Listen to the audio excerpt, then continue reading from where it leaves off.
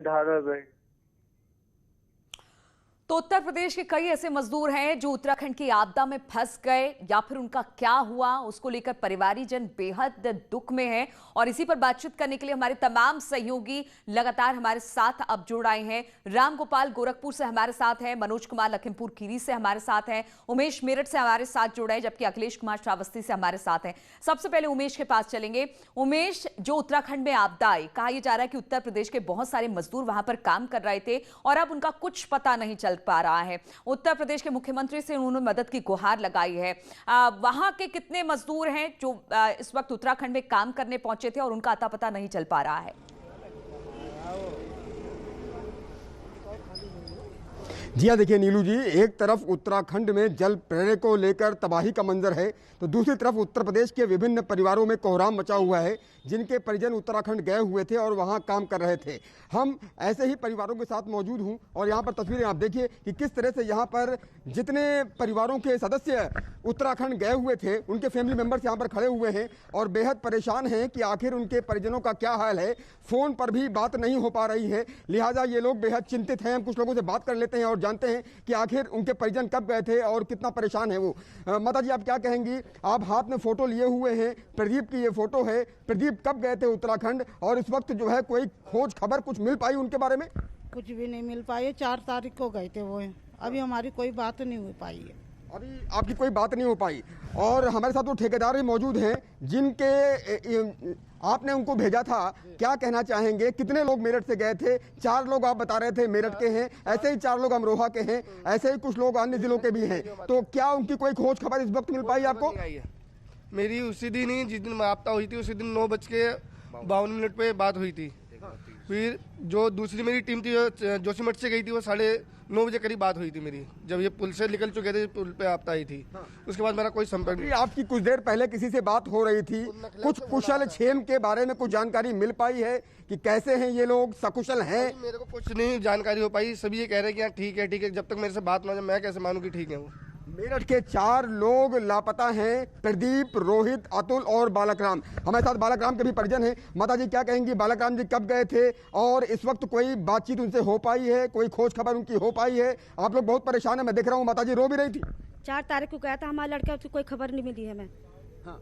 और हम उसके बाद फिर खबर ही नहीं मिली। हमने इनके धोरे आए हैं, इनसे पूछा हमने कि ये कहने लगे कि हमने बात करके बता दिए, खबर नहीं मिली। हमें 4 तारीख को गया था हमारा लड़का। आप किनके परिजन हैं माता जी, क्या कहना चाहेंगी और कितना परेशान है आप लोग? भाभी हूँ मैं उनकी। अच्छा। 4 तारीख को गए थे। हाँ। अभी कोई खोज खबर नहीं मिली। जब दिल को तसल्ली जब मिलेगी, जब वो हमारे घर आएंगे। आप किनके परिजन हैं और कितनी मुश्किल का सामना कर रहे हैं इस वक्त?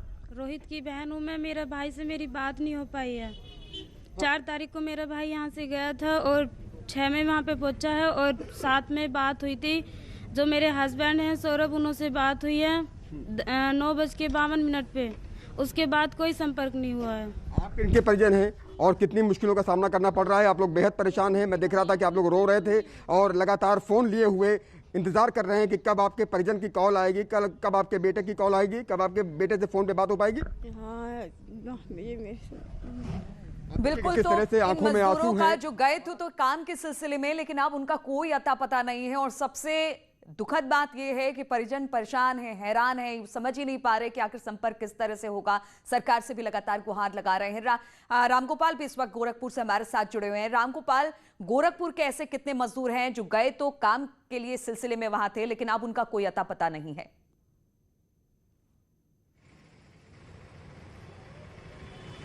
अभी तक तो गोरखपुर के 4 लोग सामने आए हैं कि 4 लोग लापता हैं और उनकी खोजबीन के लिए सबसे बड़ी बात यह है कि जो उनके परिजन गोरखपुर में मौजूद थे, वो लोग अब यहां से लखनऊ के लिए रवाना हो गए हैं और शाम की ट्रेन से हरिद्वार जाएंगे और कल वो चमोली पहुंच जाएंगे। यानी कि अब कल वो भले ही जिला प्रशासन और शासन से गुहार लगा रहे थे कि पता लगाया जाए, लेकिन अब वो खुद अपने घर वालों को ढूंढने के लिए यहाँ से निकल गए हैं। गोरखपुर से सुबह इंटरसिटी से वो लोग लखनऊ गए हैं। हमारे साथ एक बच्ची है, ये इस बच्ची का भाई लापता है, जो अपने परिवार में इकलौता कमाने वाला था।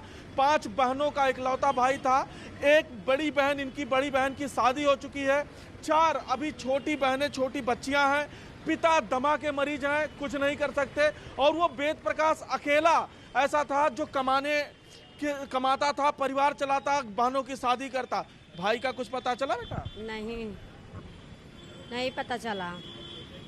तो घर से कौन गया है पता करने? भाई और पापा गए हैं पता करने? यस, हाँ गए हैं। हैं? हाँ, पता सूचना कैसे मिली थी? सूचना आया था घर पे एक बार। बिल्कुल बिल्कुल रामगोपाल, हम समझ सकते हैं कि स्थिति बहुत खराब